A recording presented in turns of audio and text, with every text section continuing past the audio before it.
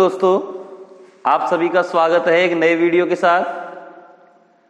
कक्षा 10 के विज्ञान का चैप्टर नंबर 1 पढ़ रहे थे हम, भोजन एवं मानव स्वास्थ्य। इस लेसन के पिछले वीडियो में हमने मानव स्वास्थ्य संबंधी एक समस्या ब्लड ग्रुप बीपी के बारे में पढ़ा था और कुछ संश्लेषित उत्पादों के बारे में पढ़ा था जो मानव स्वास्थ्य पर हानिकारक प्रभाव डालते हैं, जिसमें से 2 उत्पाद पढ़े थे अपन ने, गुटखा और तंबाकू।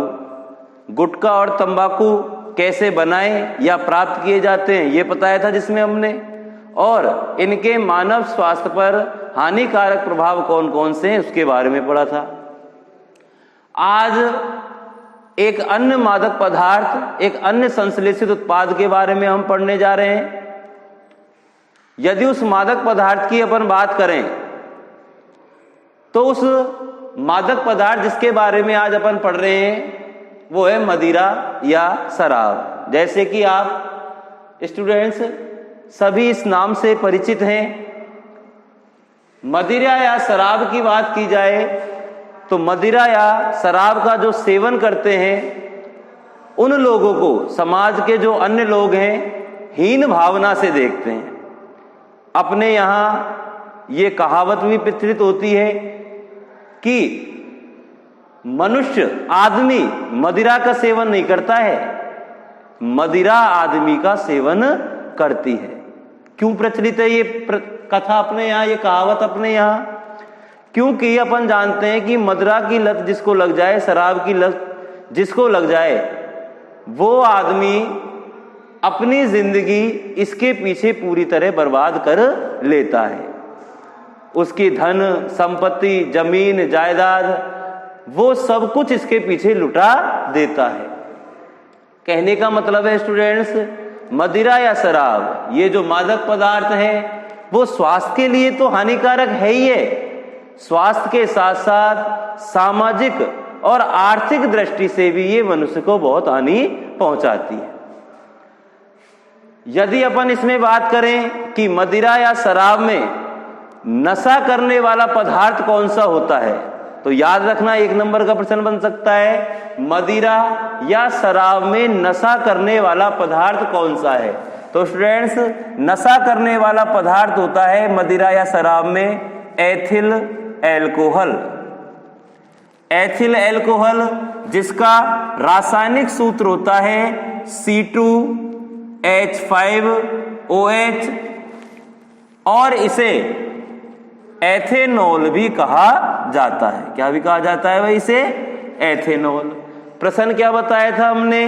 प्रश्न था मदिरा या शराब में नशा करने वाला पदार्थ कौन सा है? तो मदिरा या शराब में नशा करने वाला पदार्थ कौन सा है भाई? Ethyl alcohol. एथिल एल्कोहल का रासायनिक सूत्र C2H5OH और इसे क्या भी कहा जाता है भाई? एथेनॉल भी कहा जाता है। जैसा कि आप सभी जानते हैं, मदिरा या शराब की लत की बात करें तो वर्तमान समय में ये कोरोना महामारी चल रही है भाई। लॉकडाउन चल रहा था, सभी प्रतिष्ठान दुकानें बंद थी, लेकिन लॉकडाउन के बीच में सरकार ने कुछ संस्थानों को खोलने की इजाजत दी थी, जिसमें से मदिरा या शराब की दुकानें भी थी। तो आप सभी ने न्यूज चैनलों पर, अखबारों में देखा होगा कि इसकी लत के जो आदी होते हैं उन लोगों ने शराब की दुकानों के आगे कैसी लंबी लंबी लाइनें लगा ली थी। इससे ही आप अंदाजा लगा सकते हैं कि इसकी लत कितनी बुरी होती है। यदि पूछ लिया जाए कि मदिरा या शराब का मानव जीवन पर क्या दुष्प्रभाव पड़ता है या मानव स्वास्थ्य पर मदिरा या शराब की हानियां कौन कौन सी हैं, तो स्टूडेंट्स यहां हम कुछ हानियां या मानव स्वास्थ्य पर शराब के जो दुष्प्रभाव होते हैं उसकी चर्चा करेंगे। सबसे पहले यदि हानि या दुष्प्रभाव की अपन बात करें तो देखिए, जो ये एथिल एल्कोहल है जो मदिरा या शराब में होता है, जब इसका सेवन किया जाता है मदिरा या शराब का, तो जो ये एथिल एल्कोहल होता है वो रक्त के द्वारा यकृत में पहुंच जाता है। कहां पहुंच जाता है भाई? रक्त के द्वारा एथिल अल्कोहल यकृत में। जो यकृत की कोशिकाएं होती हैं वो इस एथिल अल्कोहल को एसिटैल्डिहाइड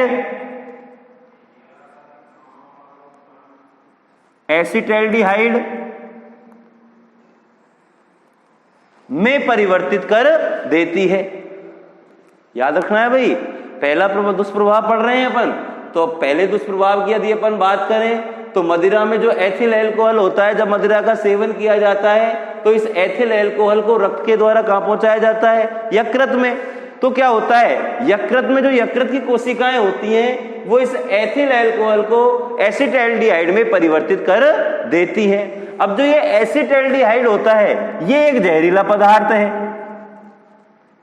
कैसा पदार्थ है भाई? ये जहरीला पदार्थ। और ये जहरीला पदार्थ है जो यकृत की कोशिकाओं को नष्ट करने लग जाता है या फिर खराब करने लग जाता है, जिससे आदमी की मृत्यु तक हो जाती है। तो पहला दुष्प्रभाव हमें याद रखना है कि जब ये एथिल अल्कोहल रक्त में पहुंचता है तो यकृत की कोशिकाएं इस एथिल अल्कोहल को जहरीले पदार्थ एसिटैल्डिहाइड में बदल देती है, जिससे आदमी की मृत्यु तक हो जाती है। दूसरी चीज या दूसरी हानि या दुष्प्रभाव की अपन बात करें तो जो मदिरा होती है, मदिरा के अंदर जो ये नशा करने वाला पदार्थ होता है एथिल अल्कोहल, इसके द्वारा मनुष्य जो होता है वो अपना नियंत्रण और सामंजस्य खो देता है भाई।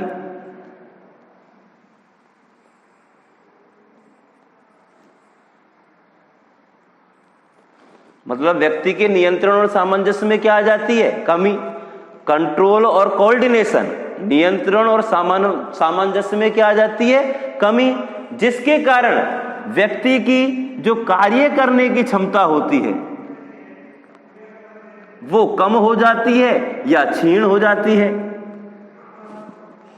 और जिसके कारण दुर्घटनाओं की संभावना बढ़ जाती है।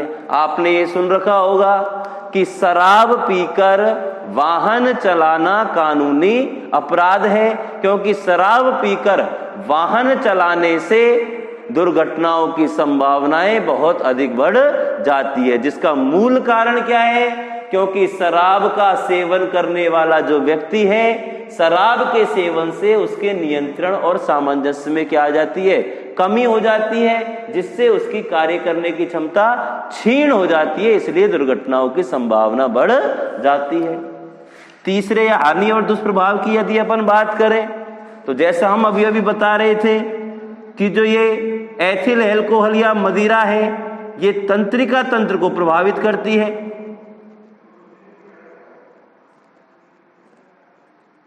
किसको प्रभावित करती है भाई? तंत्रिका तंत्र को, जिसके कारण व्यक्ति की जो स्मरण क्षमता है, मेमोरी पावर है, वो भी क्या हो जाती है भाई? कम हो जाती है। तो तीसरी हानि या दुष्प्रभाव क्या हो गया कि मदिरा के सेवन से व्यक्ति की स्मरण क्षमता या मेमोरी पावर में कमी आ जाती है। चौथी हानि या दुष्प्रभाव की यदि अपन बात करें तो जो ये एथिल अल्कोहल होता है मदिरा में, या मदिरा के सेवन से एक रोग हो जाता है भाई। रोग का नाम याद रखना है, वसीय यकृत रोग। मदिरा के सेवन से या मदिरा के लगातार सेवन से, मदिरा की लत से कौन सा रोग हो जाता है भाई? वसीय यकृत रोग। इस रोग की क्या हानि या क्या प्रभाव है? वसीय यकृत रोग के कारण क्या होता है? मानव के शरीर के अंदर प्रोटीन व कार्बोहाइड्रेट के संश्लेषण की जो क्रिया है वो प्रभावित होती है। प्रोटीन और कार्बोहाइड्रेट के संश्लेषण की क्रिया क्या होती है भाई? प्रभावित होती है, या इन अवयवों या घटकों के संश्लेषण में कमी आ जाती है। कौन से रोग में? वसीय यकृत रोग में। और वसीय यकृत रोग किसके कारण होता है? वसीय यकृत रोग होता है भाई मदिरा या शराब के कारण। और एक और दुष्प्रभाव और हानि की बात करें जो अपन ने शुरू में बताई थी तुम्हें कि मदिरा के सेवन से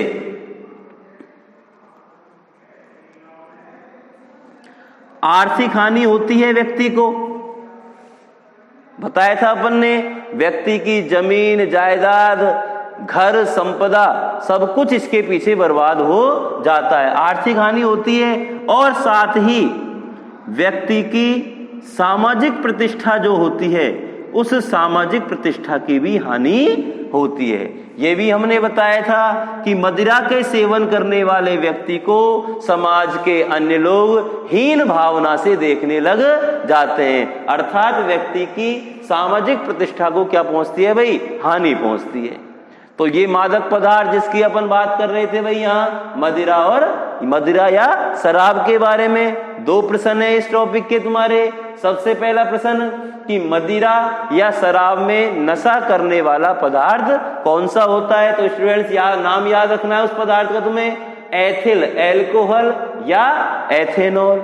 दूसरा प्रश्न, मदिरा या शराब की जो लत होती है या इसके सेवन से मानव स्वास्थ्य पर कौन कौन से दुष्प्रभाव पड़ते हैं या मानव स्वास्थ्य पे कौन कौन सी हानियां होती हैं? तो ये 5 हानियां दुष्प्रभाव याद रखने हैं। नंबर 1, जो ये एथिल एल्कोहल है, रक्त के द्वारा जब ये यकृत में पहुंचता है तो यकृत की कोशिकाएं एथिल एल्कोहल को किस में बदल देती है? जहरीले पदार्थ एसिटाल्डिहाइड में बदल देती है, जिसके कारण व्यक्ति की मृत्यु तक हो जाती है। नंबर 2, इसके सेवन के कारण व्यक्ति का जो कंट्रोल और कोऑर्डिनेशन, नियंत्रण और सामंजस्य जो होता है उसमें क्या आ जाती है?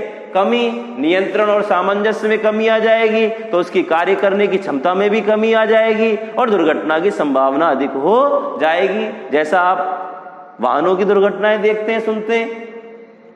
तीसरा, मदिरा या शराब तंत्रिका तंत्र को प्रभावित करती है, जिसके कारण व्यक्ति की स्मरण क्षमता क्या हो जाती है भाई? कम हो जाती है।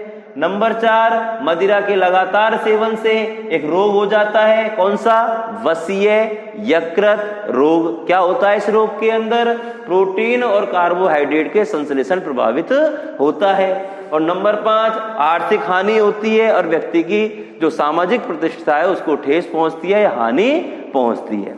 तो ये स्टूडेंट्स अपन ने बात करी एक मादक पदार्थ मदिरा या शराब के बारे में।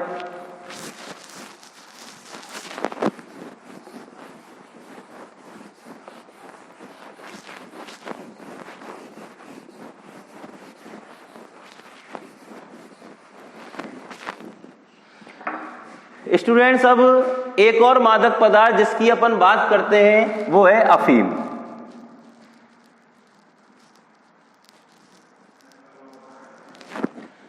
अफीम का उपयोग भी या अफीम की जो लत होती है वो भी व्यक्ति के स्वास्थ्य पर कई हानिकारक प्रभाव डालती है। अफीम की यदि बात करें तो अफीम जो ये टॉपिक है इससे संबंधित जो सबसे पहला प्रश्न बनता है आपका वो है कि अफीम के पादप का वानस्पतिक नाम या वैज्ञानिक नाम क्या है? तो स्टूडेंट्स याद रखना है, अफीम जो है इसका वैज्ञानिक नाम है पेपेवर सोमनिफेरम।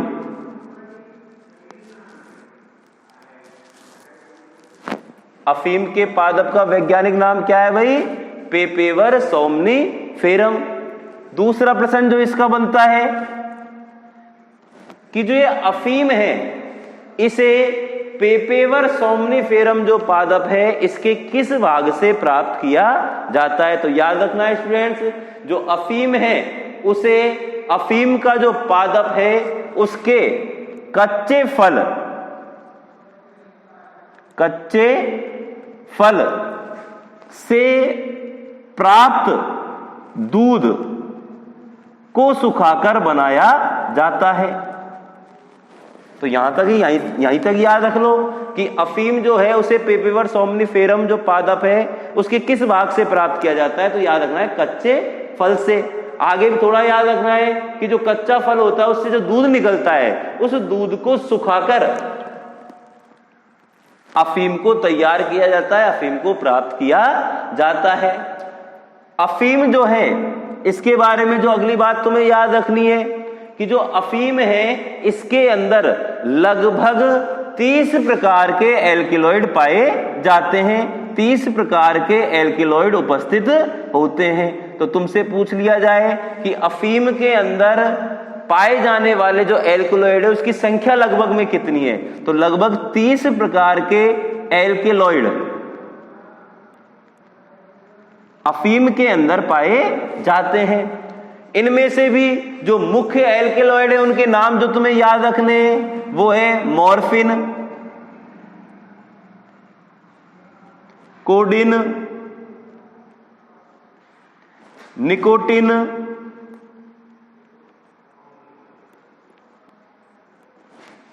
पेपेवरीन,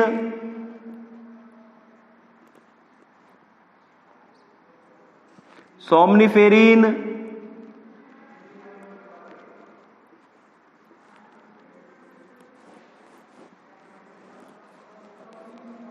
ये अफीम के अंदर पाए जाने वाले प्रमुख एल्कलॉइड है।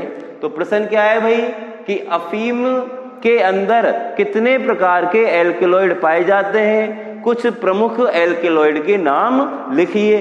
तो अफीम के अंदर लगभग 30 प्रकार के एल्कलॉइड पाए जाते हैं। कुछ प्रमुख एल्कलॉइड कौन कौन से? मॉर्फिन, कोडिन, निकोटीन, पेपेवेरिन और सोमनिफेरिन। इनमें से भी जो ये मॉर्फिन और कोडिन ये जो एल्कलॉइड है स्टूडेंट्स, इनका जो उपयोग होता है,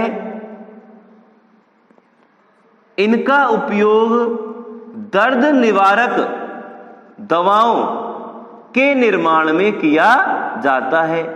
इसका मतलब जो ये अफीम का पादप है या अफीम है, इसका औषधीय महत्व है। क्या औषधीय महत्व है कि इसके जो ये मॉर्फिन और कोडिन एल्कलॉइड होते हैं, इनका उपयोग दर्द निवारक दवाओं के निर्माण में किया जाता। ठीक है भाई।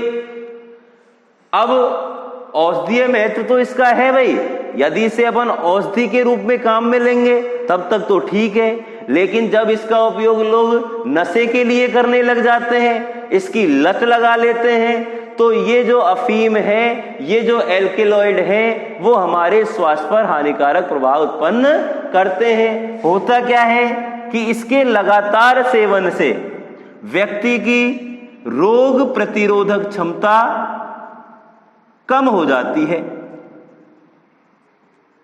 क्या दुष्प्रभाव है भाई इसके लगातार सेवन का? कि इसके लगातार सेवन से व्यक्ति की रोग प्रतिरोधक क्षमता क्या हो जाती है? कम हो जाती है। रोग प्रतिरोधक क्षमता कम हो जाती है तो व्यक्ति बार बार बीमार होने लगता है, और यदि यह स्थिति लगातार बनी रहती है तो व्यक्ति की मृत्यु तक भी हो जाती है।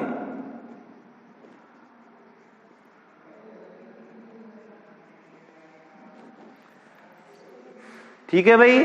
तो औषधीय महत्व है इन एल्कलॉइड का, दर्द निवारक दवाओं के रूप में इसका उपयोग किया जाता है, दर्द निवारक दवाओं के निर्माण में इनका उपयोग किया जाता है। लेकिन जब व्यक्ति इसका उपयोग नशे के लिए करने लग जाता है तो फिर ये अपने दुष्प्रभाव दिखाने लग जाते हैं। और दुष्प्रभाव क्या है? व्यक्ति की रोग प्रतिरोधक क्षमता कम हो जाती है, व्यक्ति बार बार बीमार होने लगता है, जिसके कारण और कभी कभी उसकी मृत्यु भी हो जाती है। अब प्रश्न आता है कि आजकल हम देखते हैं, या पुराने जमाने की यदि अपन बात करें तो अपने गांव या जो बड़े बुजुर्ग हैं वो बताते हैं कि जो ये अफीम है इसका उपयोग महिलाएं जो होती हैं वो अपने शिशुओं को सुलाने के लिए भी करती थी। अफीम चटाके या अफीम की थोड़ी सी मात्रा डाल के बच्चे को सुलाने का कार्य किया जाता था। इसके अलावा कुछ प्रथाएं पहले ऐसी भी प्रचलित थी कि जो आवभगत के लिए भी अफीम के पानी का उपयोग किया जाता था। यदि प्रश्न आ जाए कि समाज में अफीम की लत या अफीम के चलन की जो प्रथा है इसे रोकना है, तो इसे रोकने के लिए आप कौन कौन से उपाय कर सकते हैं, आपको कौन कौन से उपाय करने चाहिए? तो स्टूडेंट्स प्रश्न है अपना, अफीम के चलन की प्रथा को कैसे रोका जा सकता है? कौन कौन से उपाय हैं जिन्हें करके अपन अफीम के चलन की जो ये प्रथा है इसे रोक सकते हैं? तो देखिए, सबसे पहला उपाय, ये तरीके की अपन बात करें तो इसका सबसे सॉलिड जो उपाय है भाई वो है जन जागृति, जन चेतना। जन जागृति या जन चेतना। यदि हम समाज में या लोगों को अफीम से होने वाली हानियों के बारे में बताएं, जन जागृति फैलाएं, तो इसके चलन की प्रथा को रोका जा सकता है। इसके लिए हम देखते हैं हमारे गांव, गली, मोहल्लों में कुछ संस्थाओं द्वारा नुक्कड़ सभाएं या नुक्कड़ नाटक आयोजित किए जाते हैं। उन नुक्कड़ सभाओं या नुक्कड़ नाटकों के थ्रू या उनके माध्यम से जन जागृति पैदा की जाती है। लोगों में अफीम या लोगों को अफीम से होने वाली हानियों के बारे में बताया जाता है। इसके अलावा दूसरा क्या तरीका है इसके चलन को रोकने का? जो अपने विद्यालय और महाविद्यालय होते हैं,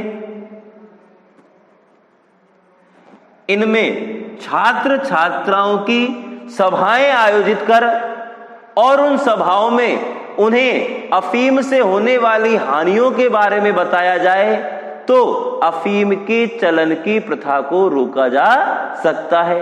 दूसरा उपाय क्या हो गया? अपने स्कूल, कॉलेज जो होते हैं जिनमें जो छात्र छात्राएं पढ़ते हैं, उन छात्र छात्राओं की सभाएं आयोजित करके और उन सभाओं में जब अफीम की हानियों के बारे में बताया जाएगा तो इसके चलन की प्रथा को कम किया जा सकता है। नंबर तीसरा जो हमने एक प्रथा बताई थी या एक चलन बताया था कि जो महिलाएं होती थी वो शिशुओं को सुलाने के लिए इसका उपयोग करती थी। तो यदि उन महिलाओं को इससे होने वाली हानियों के बारे में बताया जाए या इसकी कुप्रथा के बारे में बताया जाए तो इसके चलन की प्रथा को क्या किया जा सकता है भाई? कम किया जा सकता है।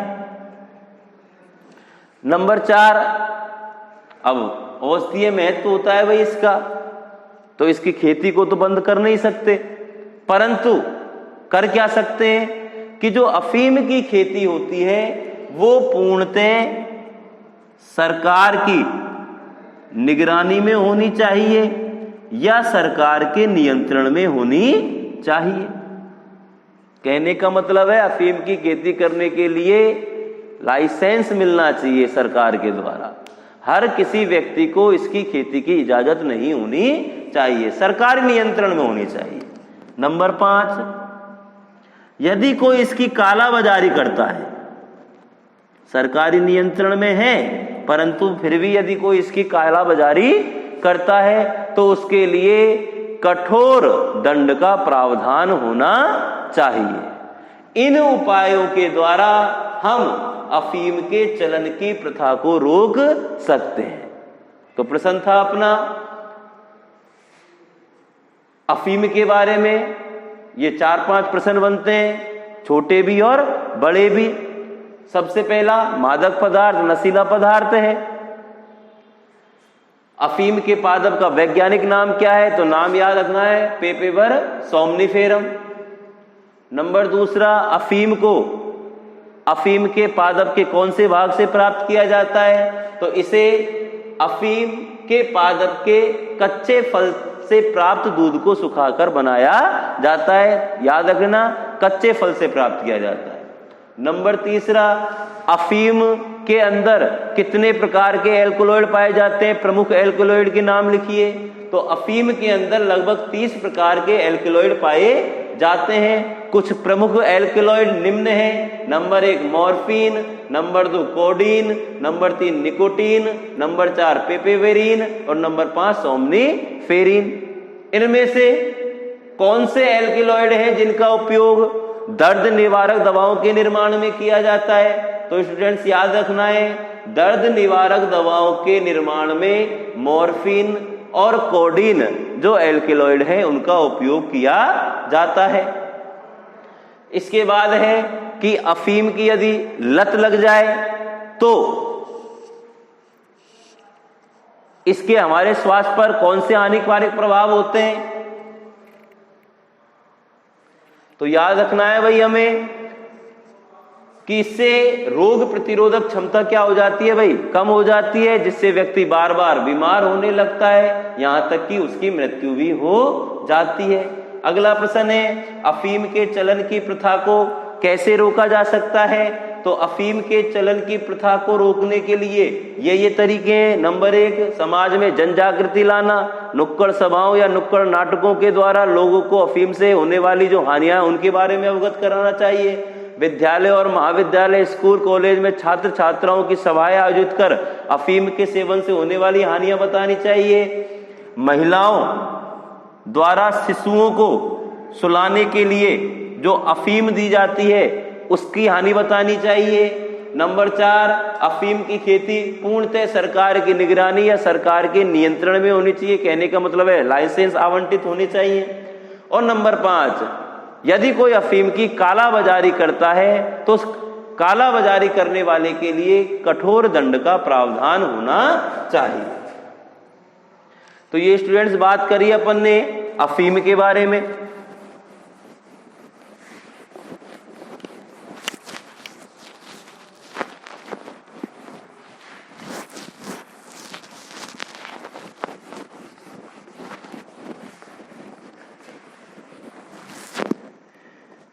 स्टूडेंट्स आगे इस पाठ में हम चर्चा करेंगे एक ऐसे संश्लेषित उत्पाद के बारे में जिसका वर्तमान जीवन में चलन व्यापक स्तर पर बढ़ा है।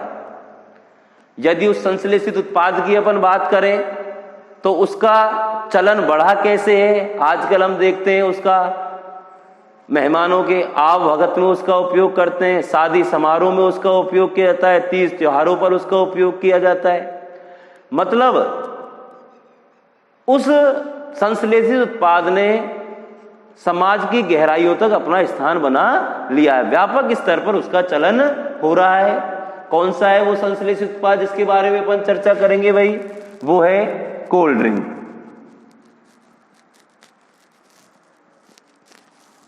हिंदी में अपन इसे बोलते हैं शीतल पेय।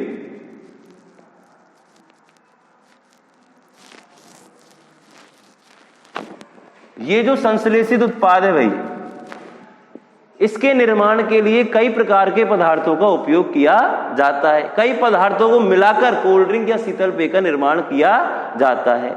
और यदि अपन उन पदार्थों की बात करें तो जिन पदार्थों का उपयोग कोल्ड ड्रिंक के निर्माण में किया जाता है उन अधिकांश जो पदार्थ हैं वो मानव स्वास्थ्य पर हानिकारक प्रभाव डालते हैं, मानव शरीर के अंगों को क्षति पहुंचाते हैं। जैसे यदि पूछ लिया जाए कि कोल्ड ड्रिंक के मानव शरीर पर या मानव स्वास्थ्य पर होने वाली हानियां या दुष्प्रभाव बताइए, या कोल्ड ड्रिंक में उपस्थित जो पदार्थ है वो कैसे मानव शरीर को हानि पहुंचाते हैं, समझाइए। तो देखिए, कोल्ड ड्रिंक में प्रयोग किए जाने वाले कुछ पदार्थों की बात करेंगे और वो मानव शरीर को कैसे हानि पहुंचाते हैं उसके बारे में बात करेंगे। सबसे पहली चीज, कोल्ड ड्रिंक के निर्माण के लिए कुछ पदार्थ हैं जिनका उपयोग किया जाता है, जैसे लिंडेन है, डीडीटी है, इसके अलावा क्लोरपाइरिफॉस है, मैलेथियन है,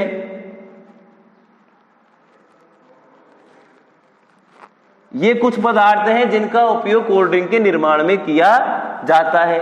यदि इन पदार्थों की बात करें तो ये जो पदार्थ होते हैं वो कैंसर के लिए उत्तरदायी होते हैं, स्नायु तंत्र को प्रभावित करते हैं, इनके कारण प्रजनन क्षमता में कमी आ जाती है। इसके अलावा ये हमारे प्रतिरक्षा तंत्र की खराबी के लिए उत्तरदायी होते हैं। तो अपन को पहली चीज क्या याद रखनी है कि कोल्ड ड्रिंक के निर्माण में उपयोग किए जाने वाले ये जो पदार्थ हैं, लिंडेन, डीडीटी, क्लोरपाइरिफॉस, मैलेथियन, ये पदार्थ जो होते हैं वो कैंसर के लिए उत्तरदायी होते हैं, स्नायु तंत्र को प्रभावित करते हैं, प्रजनन क्षमता इनके कारण कम हो जाती है और प्रतिरक्षा तंत्र की खराबी के लिए उत्तरदायी होते हैं। इसके अलावा क्लोरीन में कोल्ड ड्रिंक के निर्माण में एक अम्ल का उपयोग किया जाता है, फास्फोरिक अम्ल। अब यदि इसकी अम्लता की यदि अपन बात करें तो जो फास्फोरिक अम्ल है वो लोहे को गलाने में भी समर्थ होता है। अब इसका उपयोग भाई कोल्ड ड्रिंक के निर्माण में किया जा रहा है, तो सोच के देखो ये अपने अंदर क्या कर सकता है। तो जो ये फास्फोरिक अम्ल है वो हमारे दांतों को सीधे तौर पर प्रभावित करता है। दांत क्षरित होने लगते हैं, नष्ट होने लगते हैं, दांतों का इनेमल खराब होने लगता है। तो ये जो फास्फोरिक अम्ल है वो हमारे दांतों को सीधे तौर पर प्रभावित करता है। इसका उपयोग वही इसके निर्माण में किया जाता है। इसके अलावा कोल्ड ड्रिंक के निर्माण में एक और रासायनिक पदार्थ है एथिलीन ग्लाइकोल। इसका भी उपयोग किया जाता है वे कोल्ड ड्रिंक के निर्माण में। यदि एथिलीन ग्लाइकोल की बात की जाए स्टूडेंट्स, तो इसे कहा जाता है बेटा मीठा जहर। मीठा तो है लेकिन जब ये शरीर के अंदर जाता है तो जहर के समान कार्य करता है।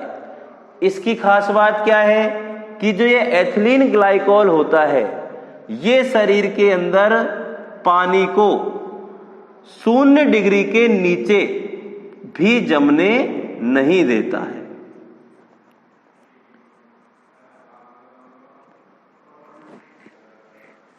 एथिलीन ग्लाइकोल क्या करता है भाई, इसमें इसकी क्षमता होती है कि ये पानी को 0 डिग्री या 0 डिग्री के नीचे भी जमने नहीं देता है। मीठा जहर होता है भाई ये, तो ये हानि पहुंचाता है।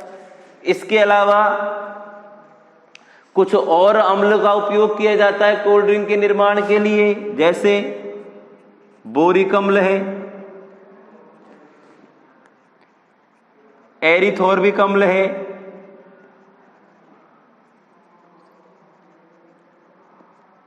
बेंजोइल अम्ल है,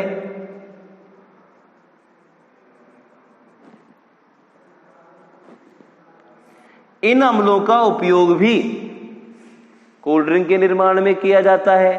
अब इन अम्लों के कारण ही तो कोल्ड ड्रिंक अपन देखते हैं अति अम्लीय होती है भाई। क्या होती है कोल्ड ड्रिंक? अति अम्लीय है। अब अति अम्लीय होती है तो ये जो होती है वो अपने शरीर के अंदर एसिडिटी, खट्टी डकारें, झंझनाहट, इसके अलावा अपनी जो हड्डियों या बच्चों की हड्डियों का जो विकास होता है, हड्डियों के विकास को भी क्या कर देती है भाई? अवरुद्ध कर देती है। तो ये इनके दुष्प्रभाव है शरीर पर कि जो अति अम्लता प्रदान करते हैं ये अम्ल कोल्ड ड्रिंक को, ये अति अम्लता पाचन तंत्र को खराब कर देती है, एसिडिटी, खट्टी डकारे जैसी समस्याएं होती हैं, झंझनाहट है और हड्डियों के विकास को क्या कर देती है भाई? अवरुद्ध कर देती है। इसके अलावा जो कोल्ड ड्रिंक है उसमें 0.4 पीसीसी पारे के मापने की इकाई है भाई, ये पारे का उपयोग किया जाता है इतनी मात्रा में। 0.4 पीसीसी किसका उपयोग किया जाता है भाई? पारे का। अब पारे की यदि अपन बात करें तो पारा शरीर के लिए बहुत ही हानिकारक धातु होती है।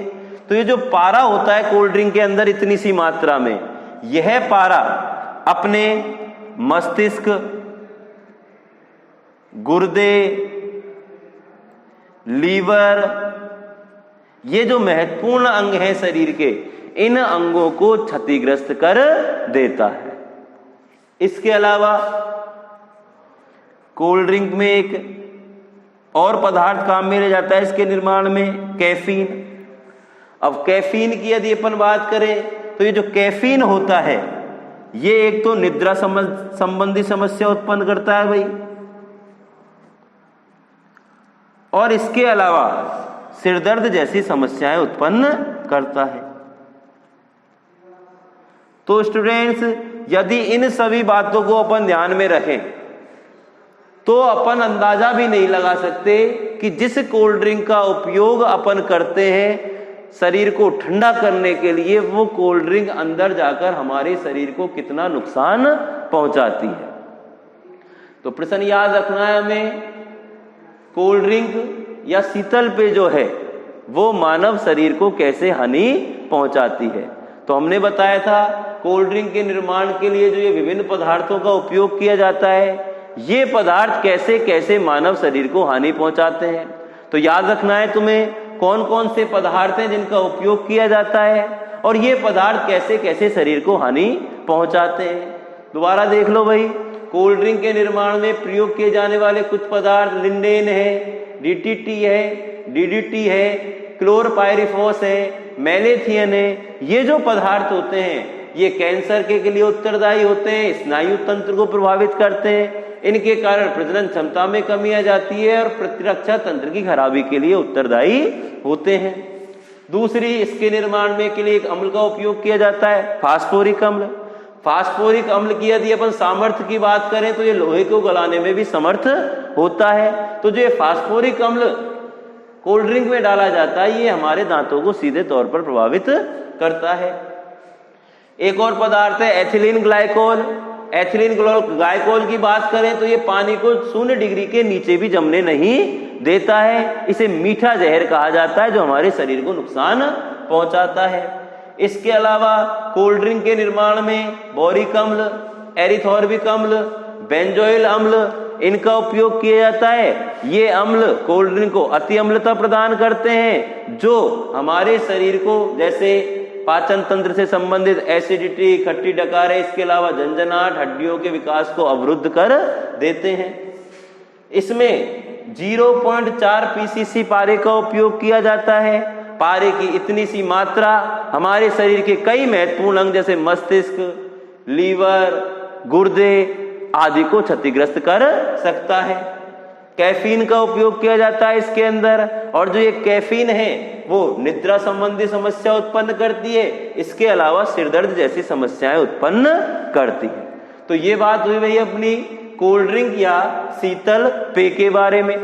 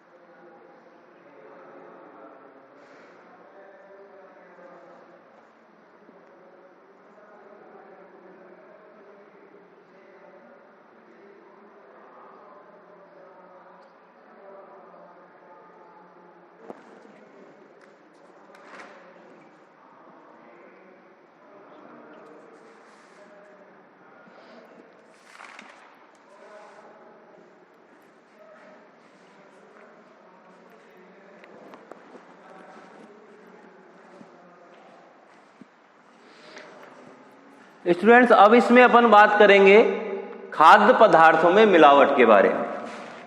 वर्तमान परिस्थितियों या वर्तमान समय की अपन बात करें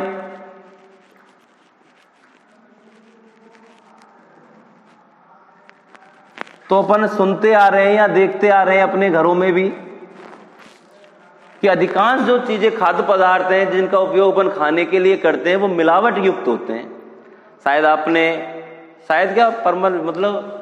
शायद सुना ही होगा आपने अपने घरों में भी कि अपने घरों के जो बड़े बुजुर्ग होते हैं अक्सर उन्हें यह कहते, आपने सुना होगा कि अब की चीजों में पहले जैसी बात नहीं है।